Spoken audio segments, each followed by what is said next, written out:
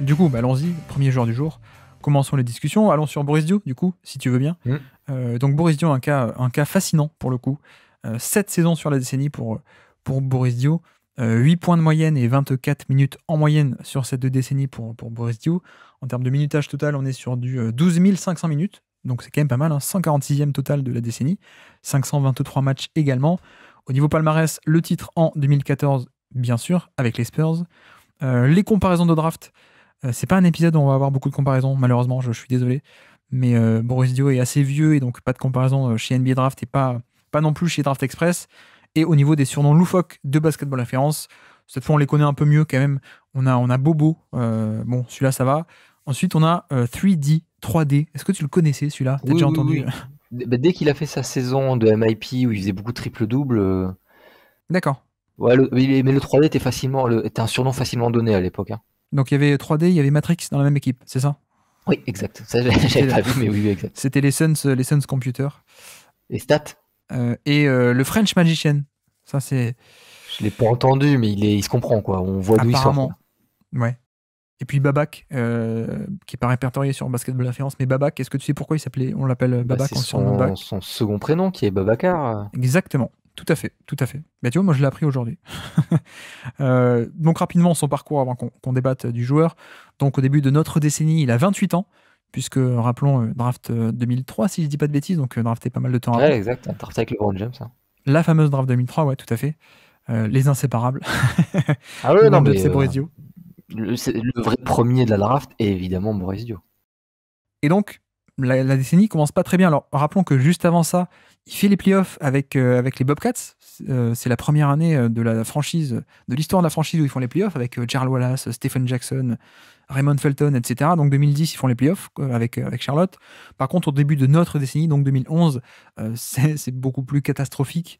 Lui, sur le plan personnel, est à 11 points de moyenne, 34 minutes de jeu par match encore, titulaire, Boris Dio, en 2011 à Charlotte, mais ça se passe pas bien du tout.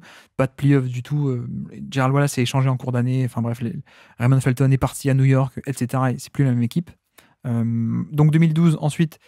2012, avant de commencer à parler de 2012, il faut dire qu'il y a eu le lockout après la saison 2011 et que Boris Dio est connu pour être revenu du lockout, on va dire, pas en top forme, peut-être on peut le dire comme ça, et ce qui a un peu engendré des frictions dans sa franchise parce qu'il n'était pas dans un état de forme optimale selon son coach et son GM. Et donc, ce qui a un peu alimenté le conflit avec son coach de l'époque, et il perd complètement sa place en fait cette année-là dans l'équipe de Charlotte. Il fait à peine 37 matchs à Charlotte, il finit même, il joue quasiment plus, il est même coupé à la fin. Et puis, juste avant les playoffs, il est coupé, et qui c'est qui le récupère? Eh ben, c'est les Spurs qui viennent le récupérer. Et d'ailleurs, Derwan Blair était titulaire chez les Spurs, et dès que Boris Dio arrive, c'est lui le titulaire, il le déloge complètement. Et il fait 20 matchs cette saison-là, fin de saison régulière avec les Spurs, en rejoignant Tony Parker, bien sûr, et il fait titulaire en playoff, etc. En playoff, ils vont d'ailleurs jusqu'en finale de conférence contre le Thunder, contre Oklahoma City. Ils mènent 2-0, ils sont en run de playoff, ils gagnent tout sur les playoffs. Hein. Ils sweep premier tour, deuxième tour, et ils mènent 2-0 en finale de conférence, mais ils perdent au final. Mais bref, donc Boris Dio est installé du côté des Spurs. 2013, 23 minutes de jeu par match chez les Spurs, donc un role player qui sort du banc. Et en playoff, ça va jusqu'en finale contre Miami. Bien sûr, le tir de Ray Allen, on connaît l'histoire. 2014, c'est le Beautiful Game, c'est la revanche. Le titre pour les Spurs avec 25 minutes de jeu par match pour Boris Dio et 9 points de moyenne. 2015, toujours 25 minutes de jeu par match et toujours 9 points pour Boris Dio. En playoff, par contre, ça s'arrête au premier tour contre les Clippers. Cette fameuse série, on le répète à chaque fois, mais qui était digne du final de conférence, et les Spurs auraient pu aller beaucoup plus loin. 2016, toujours une équipe fabuleuse des Spurs, et lui, il est encore dedans. Alors, il est plus à 25 minutes de jeu par match, il a 18 minutes de jeu par match. Ça commence un peu à baisser, et en playoff, ça tombe contre OKC au deuxième tour. Et puis ensuite, free agency, il quitte les Spurs, il va faire une dernière pige à 34 ans du côté de Utah, dans une très jeune équipe de Utah, et c'est un des vétérans de cette équipe, la même année que Joe Johnson d'ailleurs, si je dis pas de bêtises, et avec les jeunes Rudy Gobert, avec les jeunes Gordon Hayward, et les jeunes George Hill aussi qui étaient par là. Ça finit par faire les playoffs, du coup. Lui, il est encore à 18 minutes de jeu par match dans cette équipe en tant que vétéran. Et en playoff, ça s'arrête malheureusement contre Golden State au deuxième tour. Le Golden State avec Kevin Durant, donc il y avait pas match, pas du tout. Donc voilà un peu pour le parcours de Boris Dio sur cette décennie. Et donc, du coup, pour te lancer sur son profil, c'est vrai on n'a pas beaucoup de gros temps de jeu sur cette décennie pour Boris Diaw. On est plus sur des gros temps de jeu titulaires comme ça a pu être le cas sur la décennie d'avant, mais on a quand même des rôles importants dans des équipes qui ont été assez importantes et assez marquantes sur cette décennie quand même. Ah ouais, je pense que tu parles surtout de la période de San Antonio, quoi, parce qu'effectivement, celle de Charlotte, Boris Diaw a une merveilleuse période de Charlotte quand il arrive en cours de saison et l'année d'après, et l'équipe passe d'un mauvais bilan à un bon bilan, quoi. Je crois qu'il fait un bilan équilibré, et c'est après l'année des playoffs. Bon, ça compte pas, c'est dommage parce que c'est vraiment des superbes saisons pour Boris Diaw. Ouais. La suite se passe mal, donc la partie qui nous concerne se passe mal parce que je crois aussi que l'équilibre est un peu rompu dans l'équipe où ils ont repris du score. Je crois que c'est Didier Augustin qui, sans le vouloir, met un peu le bazar. Oui. Enfin, il est pour rien, mais c'est et puis en plus le coach c'est plus Larry Brown, donc c'est Paul Silas qui comme beaucoup d'entraîneurs américains et autres ne cerne pas Boris Diaw, et quand Boris Diaw ça le saoule, ça se voit, il joue pas. Donc c'est de sa faute aussi, hein. Je veux dire, Boris Diaw quand il veut pas jouer, il joue pas. Donc effectivement, ce sont des saisons négatives qu'on peut dire pour Boris Diaw, donc tu les comptes pas dans le classement. Du coup, on en arrive à celle de San Antonio. Et bon, celle d'Utah à la fin, elle compte pas non plus, parce que là, j'ai pas trop d'explications, mais je pense qu'il était un peu le temps l'a rattrapé, quoi. Mais période San Antonio, c'est vraiment la période qui va nous intéresser, et ce sont vraiment des saisons positives. Moi, je vais te dire, à mon sens, Boris Diaw est peut-être l'un des joueurs, si ce n'est le joueur le plus précieux on va dire de la période moderne, parce que je vais pas remonter jusqu'à très très long. Précieux dans le sens, pas dans le sens valeur pure, parce qu'effectivement, en valeur pure, les meilleurs, c'est ceux que tu as tout en haut en classement. Mais précieux dans le sens de ce petit rouage qui a un apport tellement inédit, tellement unique, tellement puissant en lui-même, même s'il est subtil, il est très subtil, mais très très fort, quoi. Et je pense Boris Diaw, c'est ça. Son rayonnement dépasse très très largement ce petit rôle, en fait. Il fait d'un petit rôle un truc très très impactant. Comment il fait ça? Comment il a fait ça? Déjà, d'une part, c'est que bêtement par son playmaking. Boris Diaw est pour moi un passeur, un passeur d'élite. À cette époque-là de San Antonio, plutôt dans le registre d'un passeur stationnaire. Vous prenez Jokic, vous enlevez le dribble ou la création sur dribble, et vous quand même vous descendez de quelques crans quand même. Boris Diaw, j'ai pas d'exemple de joueur plus fluidificateur que lui. Peut-être qu'il y en a, mais là ils me viennent pas. Mais dans le sens où Boris Diaw, c'est une espèce de courroie de transmission qui fait tout le temps vivre la balle, des fois de manière subtile, des fois de manière brutale, mais la balle est jamais arrêtée, elle est jamais complètement morte, ou quand elle est, c'est un temps d'arrêt voulu pour tromper la défense ou pour laisser la défense venir bouger. C'est vraiment le joueur où, par sa simple présence, fait que le ballon est vivant. Et puis en passant stationnaire, hein, vraiment ce côté, j'ai la balle, je suis debout, j'ai la balle, je trouve le mec ouvert que personne n'a vu, il est servi. Je trouve le mec ouvert en me donnant l'impression que je vais faire autre chose, et je le sers quand même. C'est pour ça qu'on a un espèce de petit Jokic avec Boris Diaw. Je trouve aussi que ce playmaking, et ça je trouve c'est fou, se voit aussi quand il n'a pas le ballon, et notamment par son jeu d'écran. Le Boris Diaw de San Antonio est un superbe poseur d'écran, et pas juste des écrans de qualité, des écrans aussi où tu vois le côté manipulateur de défense que tu peux avoir sur des passeurs, que lui il avait un peu. Lui, il avait un peu à le faire sur des écrans, en fait. C'est-à-dire, je feinte d'écran d'un côté, en fait, je fais de l'autre, je donne l'impression qu'il y aura un écran, il n'y va pas rien avoir. Et pour terminer un peu sur le côté playmaking, tu l'as aussi sur le côté jeu sans ballon. Pas dans le jeu sans ballon à la Stephen Curry ou Bogdanovic, quand on parlera tout à l'heure. Bojan Bogdanovic, pardon, on parlera tout à l'heure. C'est plutôt un jeu sans ballon de je me rends disponible. Je suis une solution permanente pour toi. Donc déjà, ça, c'est super balèze, je trouve. Et puis, le deuxième truc, c'est en fait, Boris Diaw était une espèce d'arme ultime, enfin d'outil ultime dans cette ère où on commence à voir l'impact du small ball. Et il y avait plein d'équipes qui avaient cette idée-là de mettre un poste, plus ou moins un poste 3, un poste 4, ou du moins un poste 4 qui pouvait s'écarter, qui pouvait jouer comme un ailier, pour justement apporter du spacing, mais aussi apporter un peu de technique, de dribble, de passe, de trucs comme ça. Ça, Boris Dio, ailier de formation, en prenant un peu de poids, il a gardé une forme de mobilité qui lui permettait à la fois la science et la mobilité pour être pas excellent, mais assez bon pour un peu s'opposer, pour gêner, pour contrecarrer un peu les plans ce poste 4 adverse que tu pouvais mettre face à lui. Donc ça c'est très bien. Donc face à une small ball, t'as Boris Dio, en fait t'es pas trop gêné par ce small ball quand t'es en défense. Mais ce qui est super bien, c'est que Boris Dio, en fait, il est pas gêné face au small ball, mais il est aussi pas gêné face au big ball ou à un jeu plus traditionnel. Parce que il a été aussi amené à défendre sur les intérieurs, il a fait plutôt bien, des plus grands que lui, des plus costauds que lui. Donc en fait, que tu joues small ball ou normal, on va dire, t'as pas d'avantage sur ce poste 4 là, comme les équipes l'avaient avant. Quel que soit le poste 4 d'en face, t'as un mec qui peut défendre correctement sur lui. Après, sur la longueur d'une série, sur la multiplicité des joueurs rencontrés, c'est pas un stopper, c'est pas quelqu'un qui va éteindre quelqu'un, mais tu peux le mettre de façon raisonnable face à n'importe qui. C'est jamais parfait, mais c'est jamais mauvais. Du coup, ça fait cette arme-là superbe. Et ce truc-là, il est encore plus fort parce qu'en fait, cette annihilation de mismatch en défense, t'as l'inverse en attaque. C'est-à-dire que Boris Dio, en attaque, il est un mismatch, il a un avantage sur du small ball comme sur du big ball, quoi. Face à des poste 4 intérieur classique, tu as ce joueur qui a une formation d'extérieur, qui a ce passing game qui est très utile et qui l'exploite beaucoup depuis l'extérieur, donc il force un peu les joueurs quand même à aller le chercher parce que lui laisser une bonne vision de jeu, c'est pas une bonne idée. C'était sûr que tu vas avoir une passe que personne n'a vue ou qui a un timing parfait. Il a aussi un peu, surtout cette période-là de San Antonio, un shoot à 3 points qu'il n'a pas toujours eu, qui était un peu sinusoïdal chez lui, mais un shoot à 3 points suffisamment bon pour que ce soit un peu une menace. Et où il a eu quand même un peu ce dribble-là, même s'il a un peu perdu avec l'âge.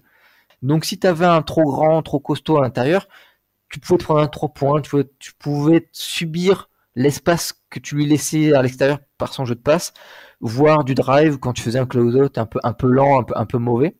Donc tu avais ça. Et puis si tu jouais small ball face à lui, Boris Dio est très fort en jeu post-bas en fait. Du coup, tu étais avec ce joueur-là qui, en défense, tu te payais aucun mismatch négatif, et en attaque, tu avais toujours un mismatch. Et ça, ce joueur-là, je n'ai pas d'exemple beaucoup d'exemples de joueurs qui sont comme ça, surtout à cette époque-là, où tu avais un peu ce côté inédit.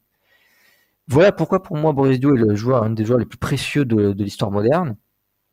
Après, voilà, tout le reste, c'est plutôt du moyen ou négatif, quoi. C'est-à-dire, c'est pas un score fabuleux, hormis un peu ça. Il pouvait pas avoir du volume. Le tir à 3 points, c'était ok, mais à peine ok, notamment à cause du volume qui était très faible. Et puis sa façon d'être, c'est ce joueur que je parlais d'un rouage ultime, c'est aussi sa mentalité. C'est-à-dire que lui, son idéal, c'est que tout le monde s'amuse autour de lui. Et si pour ça il doit pas toucher le ballon, il touche pas le ballon. Du coup, il n'y a pas un gros impact. Et puis globalement, t'as quand même ce côté où finalement son temps de jeu sur cette période-là, San Antonio est pas énorme, ça dépasse pas les 25 minutes, je crois. C'était vraiment une arme utilisée un peu de circonstances exceptionnelles, mais de circonstances. On aura un côté role player ultime dans un rôle très très précis en fait. Et ça, je sais pas comment tu le valorises derrière après. Je crois que même pour toi, c'est un monologue assez incroyable. Ouais, c'était beau, hein. Est-ce que les gens ont compris que j'aimais bien Boris Dio? Non mais alors, effectivement, moi, la chose principale que j'aimais beaucoup dans ce profil-là et à cette époque-là, c'est j'avais aussi noté le côté fluidificateur ultime du jeu. Alors, de par le passing, mais aussi de par tout un jeu sans ballon et tout, comme tu l'as dit. Et surtout, il y avait un côté de fluidification du jeu, à défaut de le porter lui-même, mais il le fluidifiait, il le bonifiait. Et là où ça a d'autant plus de valeur pour moi, c'est que c'était à une époque où c'était pas du tout la norme d'avoir ce genre de joueur. Il faut bien se rendre compte de ça, c'est-à-dire que bon, il y avait le côté extra passe, bon ça a toujours existé, hein, faire la passe de plus vers le shooter ouvert ou vers le joueur ouvert, ça d'accord. Il y avait un peu de jeu, moi je trouve, contrairement à toi, qui avait c'était pas tant statique que ça, il y avait toujours un peu de mouvement, et notamment il y avait parfois des drive and kick, parfois il y avait du mouvement dans des jeux au poste bas ou des trucs comme ça, donc il y avait un peu de passing en mouvement, même si c'est pas du drive and kick à la Westbrook ou ce genre de choses, mais il y avait un peu de passing en mouvement, je trouve. Donc passing en mouvement, extra pass, et notamment pas que du en mouvement balle en main, mais il y a aussi sur short roll, le fameux short roll. Oui, c'est vrai, c'est vrai. Qui est donc ce qu'on appelle quand plutôt que de plonger directement après le pick and roll, plonger directement au panier pour faire le alley-oop, c'est je m'arrête un peu avant, dans l'entrejeu, dans le cœur du jeu, et je reçois la balle et je fais un peu la décision à partir de là. Donc de cette situation de short roll, prendre la décision, soit aller au panier, soit faire l'extra passe en plus dans cette position. Et il faut se rendre compte que à cette époque-là, c'était pas du tout la norme. Alors Cocorico, parce que l'autre qui le faisait très bien déjà à l'époque, c'était Joachim Noah, en 2014 déjà. Mais il faut se rendre compte que ce profil-là était aussi d'autant plus valuable que à l'époque, en fait, il n'y avait pas autant d'espace. Et ça peut paraître il n'y a pas longtemps, mais même 2013-2014, c'était pas il y a si longtemps que ça en termes d'années, mais en termes de jeu, c'était déjà il y a très longtemps, dans le sens la quantité de spacing qu'il y avait, le mouvement des joueurs, ce genre de choses. Et donc, en fait, pour exceller dans cette tâche de short roll, notamment, ou de passing, ou de fluidification du jeu en plein cœur de la défense, il fallait être à ce point bon parce que les espaces étaient d'autant plus réduits, en fait. Et c'est là-dessus où je trouve que Boris Dio était très fort, c'est que finalement, ce qu'il faisait à l'époque, des intérieurs aujourd'hui savent le faire, et même des intérieurs beaucoup plus basiques savent le faire, mais parce qu'aujourd'hui, il y a tellement plus d'espace. Donc, plus d'espace, ça veut dire des défenseurs qui font des rotations depuis plus loin, plus de temps pour pouvoir venir, des fenêtres de passe qui sont plus grandes parce que beaucoup plus d'espace, etc., etc. Plus de temps pour prendre la décision. Et puis bêtement, à un moment donné, c'était pas dans la mentalité de le faire, d'y penser, quoi. Il y avait le pick and roll, t'allais au panier, et puis c'est tout. Là, il a déjà fait, ah, mais en fait, c'est cool cette tactique-là, ça marche bien. Et si on le travaillait, et c'est devenu presque un cheat code, hein. Oui, et puis aujourd'hui, tu dis, bon, bah, c'est un intérieur qui fait une vingtaine de minutes de jeu par match et qui fait du short roll. Tu dis, bon, bah oui, on a beaucoup des profils comme ça, c'est pas extraordinaire. Mais le fait est que les espaces étaient tellement plus réduits à l'époque que pour faire ça, déjà, c'était pas la norme, mais en plus, il n'y avait pas autant d'espace. C'était d'autant plus dur, et lui, il arrivait à le faire parce qu'il était à ce point bon passeur. Donc, il y a ce côté-là de fluidificateur ultime de jeu pour moi. Et ce qui fait que, pour un peu faire une analogie, je sais pas ce qu'elle vaut, mais pour moi, c'est un peu comme Stephen Curry avec le 3 points, dans le sens où, pour moi, Curry, c'est pas du tout. Enfin, c'est plus la tête d'affiche, Curry, que le seul et unique moteur, le révolutionnaire à lui seul. Je pense que la révolution du 3 points aurait eu lieu sans Stephen Curry, mais il n'empêche que Curry a été la tête d'affiche de ce mouvement-là. Et pas le moteur principal, mais le plus grand symbole, peut-être on peut le formuler comme ça. Et pour moi, Boris Dio, c'est un peu ça. C'est-à-dire que le Beautiful Game des Spurs, c'était pas que lui. Et il serait arrivé sans lui même. On allait dans cette direction depuis un moment. Mais il est un peu le symbole de ça pour moi, même s'il n'avait pas un gros temps de jeu, même si, etc. Mais c'est un peu le symbole et la tête d'affiche de ce fameux Beautiful Game. C'est on arrive avec Boris Dio et d'un coup, ça débloque pas mal de choses. Et en tout cas, il est un peu le symbole de ça, de ce côté extra passing à foison. Les Spurs qui commencent à développer de plus en plus non seulement le rythme de jeu, mais même l'espace et la maîtrise de l'espace qui est plus grand qu'avant, que sur le début de décennie. Donc voilà, pour moi, il y a un peu cette même analogie où, bah, à défaut d'être le mec qui a porté l'attaque à lui tout seul, qui a révolutionné, qui a été le joueur qui a porté et qui a fait que le Beautiful Game est arrivé, c'est un peu peut-être dans l'histoire qu'on va retenir le symbole de ça en tant qu'un peu tête d'affiche de cette période-là, quoi. Et du coup, comment tu l'évalues Bah, je le value plus que quelqu'un qui le ferait aujourd'hui, mais en gardant quand même en tête qu'effectivement, c'était sur des temps de jeu qui n'étaient pas énormissimes, quoi. Alors, c'est toujours un peu difficile de dire exactement, mais c'est un peu une nuance qu'on peut apporter. Et puis, quand même, mine de rien, il y avait un profil qui était un peu plus complet que ça, quoi. C'était pas que le passeur. Et je trouve que, en revoyant pas mal de matchs, c'était pas que du scoring de finition un peu basique, quoi. C'était pas juste un mec qui faisait des dunks de son côté ou des catch and shoot à 3 points et puis rien de plus, quoi. Je trouve qu'on avait encore un peu des restes du très bon Boris Dio, scoreur balle en main. C'est juste qu'il le faisait très très peu souvent par rapport à avant, quoi. Mais je trouve que, tu vois, il y a encore sur des finales de conférence, j'ai encore des images en tête il fait un spin move au poste bas sur Kevin Durant, ou il fait des drives parfois, tu t'y attends pas face à des arrières ou face au contraire à des intérieurs, tu vois, des trucs comme ça qui sortent un peu de nulle part. C'est juste qu'il le fait à un tout petit volume, mais c'est plus, pour moi, c'est quand même plus de valeur de création, on va dire, que simplement le mec qui fait juste ses dunks à la DeAndre Jordan, quoi. Donc il y a ce côté-là. Et ce qui fait que, bah, d'ailleurs, je t'ai pas posé la question, mais est-ce que pour toi, il y a assez, tout simplement, est-ce qu'il y a assez pour qu'il soit dans le top 100? Moi, oui. être plutôt bas dans le classement des 100. Et le nombre d'années, le nombre de minutes va un peu gêner. Mais comme dit, un joueur si précieux, qui en plus en playoff est encore plus précieux, pour moi, il passe devant pas mal de monde qui est dans le top 100, quoi. Donc oui, pour moi, il y est. Enfin, on pourra en discuter avec le. Ouais. Ouais, mais je le mets, ouais. Après, c'est vrai que défensivement, juste pour repréciser aussi, peut-être un peu sous-estimé, j'ai l'impression. En tout cas, on a un peu cette caricature de le Borussia des Spurs est un peu en surpoids et c'est pas le même athlète qu'on a eu à Phoenix, notamment. Ouais, il a quand même été appelé le LeBron Stopper à un moment donné, hein, donc ça dépend À un moment donné, mais de pas quel cette décennie-là, souvenir je on a, crois. quoi. Hein. Ouais. Oui, effectivement. Mais c'est vrai que tu vois, au niveau des. Par exemple, tu regardes les chiffres de on-off, et c'est que des chiffres négatifs, enfin des chiffres pas bons, je veux dire, pardon. Et du coup, tu dis, bon, bah, pas bon défenseur. Bon, il se trouve que si tu regardes les matchs, quand même, tu te dis, bah non, c'est pas un athlète fabuleux comme il pouvait être avant, mais c'est le mec toujours hyper intelligent, hyper bien placé, qui comprend les rotations, tout le système de défense collective était très bon. Et surtout, sur le coup des on-off négatifs, il y a aussi le fait que, en fait, ses backups, c'était des backups plutôt défensifs, là où lui, il remplissait plutôt la fonction de joueur offensif, quoi, finalement. Donc, quand ton backup est défensif, oui, ton on-off, il va être assez mauvais, on va dire. San Antonio aussi, les rois sur ces périodes-là, les rois des équipes qui ont un banc qui fonctionne très bien, quoi. C'est ça, ouais. Avec Popovic qui savait très, très bien modeler les joueurs qui avaient sur le terrain selon ce qu'il y avait en face.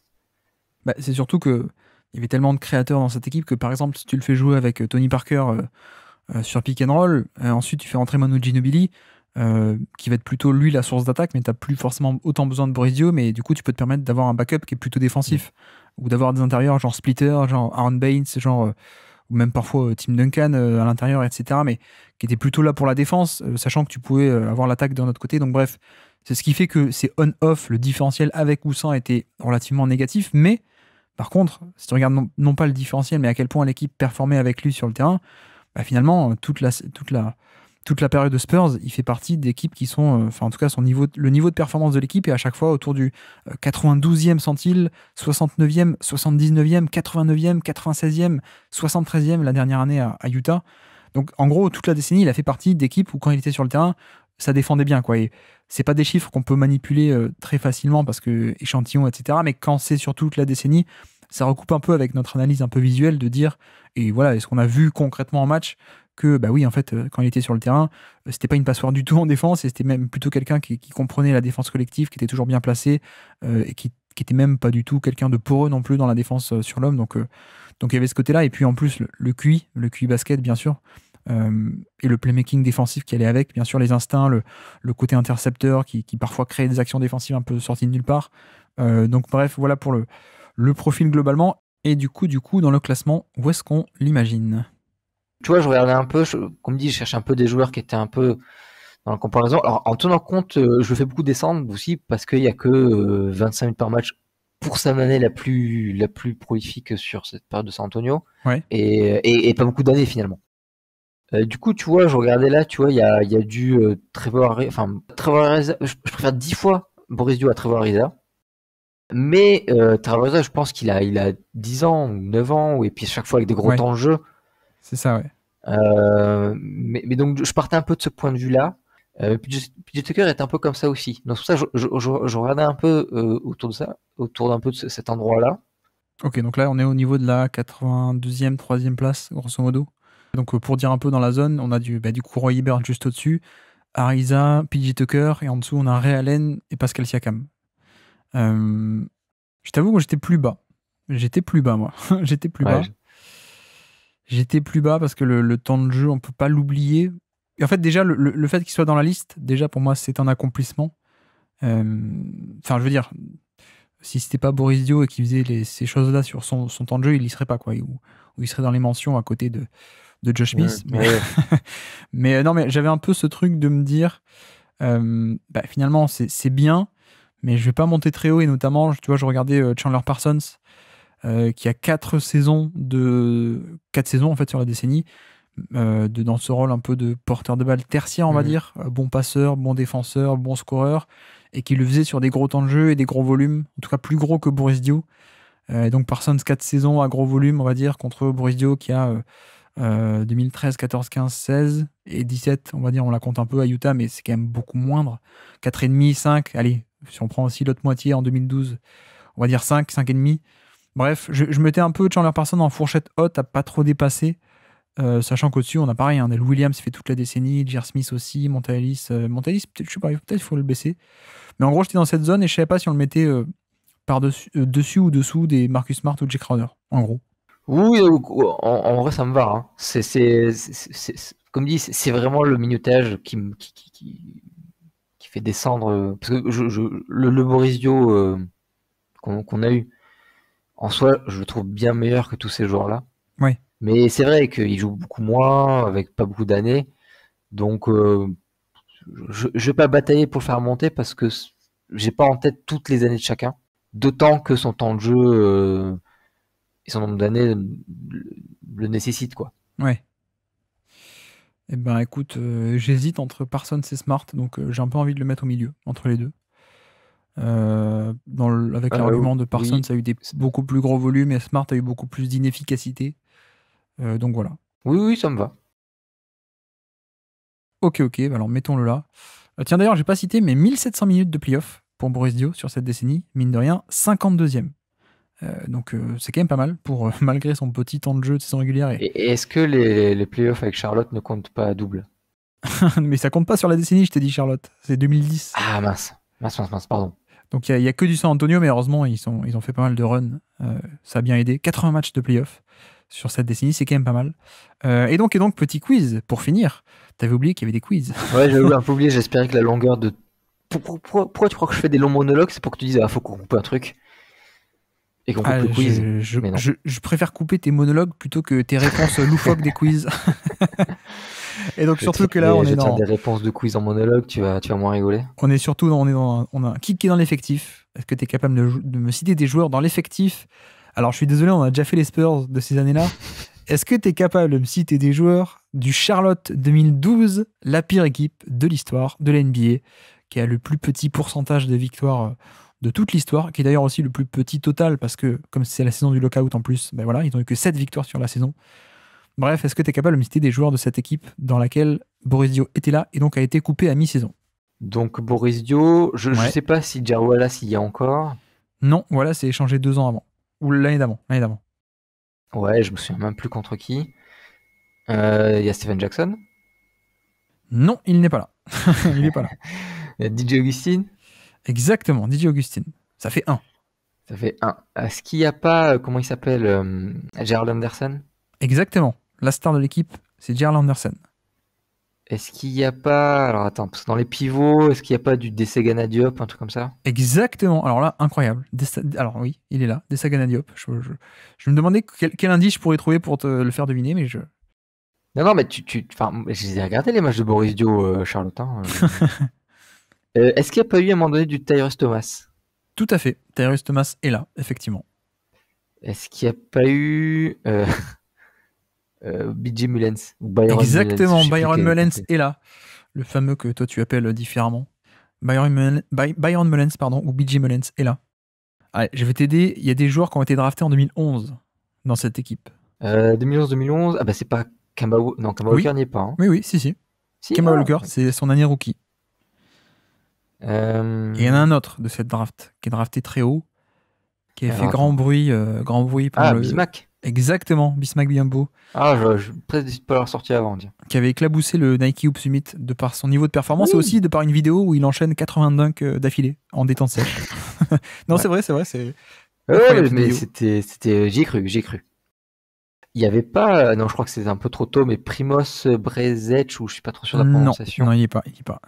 Walter Herman, c'était avant, je crois aussi. Non, il n'y est pas. Je suis sûr que je rate de l'intérieur, là, non, Emeka Okafor n'y est pas. Non, intérieur, t'as pas mal de monde intérieur. Alors, t'en avais un poste 4, on va dire, qui a aussi fait du Milwaukee. Je sais pas trop comment te... Ah, c'est Mbamouté, il est partout. Non. Alors, c'est pas Mbamouté, c'est Schmiss. Non. Attends, je te le dis à chaque fois, hein, les deux. On est plutôt... Alors, j'ai aucune idée de comment te le faire deviner. Pour moi, c'est un poste 4 générique, un peu shooter de l'époque. Quelqu'un qui s'appelle Corey. Non, j'ai pas, j'ai dit. Non, non, mais... Non, change, tu me diras à la fin. c'était Cory Maggette. Ah, mais toi, tu considères que c'est un poste 4, toi? J'en sais rien, je le connais pas du tout. Moi, j'ai juste vu de loin, quoi. C'est un poste 3-4, c'est ça, non? Euh, pour moi, c'est poste 3, voire 2. Ou alors je confonds avec Drew Gooden. Je pense que je confonds avec Drew Ah, Gooden. Drogoden, c'est un poste 4, ouais. Bref, effectivement, donc il y avait Cory Maggette. Oui, je crois que je confonds avec Drew Mais Gooden. je l'aurais pas trouvé à Maggette, hein, je l'aurais pas trouvé. On avait, alors il y a des noms que je ne sais même pas te faire deviner, je ne les connais pas, mais alors il y en a un dernier peut-être, qui était un dunker fou de l'époque Cleveland, LeBron James, la première. Et attends, juste, il n'y a pas un Jeff McInnes ou un truc comme ça en meneur? Non, il n'y est pas. Il n'y est pas. Le dunker, il aimait bien regarder la lune. Ah, c'est déjà Mario Moon. Jamario Moon, effectivement. Je me souvenais pas qu'il avait joué à Charlotte, je t'avoue. Non, moi non plus. Mais alors après, alors on avait un Mexicain aussi. Est-ce que tu connais un Mexicain? Ah, ça doit être soit Gustavo Ayón, soit Eduardo Najera. Najera, voilà. Voilà, exactement. C'est lui. Et après, il y a des noms, je ne sais même pas te les faire deviner parce que je ne les connais pas. On avait Reggie Williams dans cet effectif. Derrick Brown, voilà. Ah oui, ça je me souviens. J'y ai cru en lui un peu. DJ White. Ah oui, mais premier tour, drafté au premier tour. Hein. Peut-être, je ne sais pas. C'est que des mecs qui ont fait une quarantaine de matchs en carrière, hein, d'après ce que j'ai vu. Ah, mais grosse déception, DJ White. Hein. Et puis après, on avait Matt Carroll. Ça te parle? Ah oui, Matt Carroll. ça j'aurais pu trouver ça. Et puis Corey Higgins pour compléter cet effectif. Et donc voilà pour le Charlotte qui est la pire équipe de l'histoire de la NBA. Avec malheureusement d'ailleurs le pauvre Kemba Walker qui était rookie là-dedans. Ouais. Grâce à ça, ils ont récupéré Michael Kidd-Christ, c'est ça? Oui, c'est ça. Mais pas Anthony Davis. Non.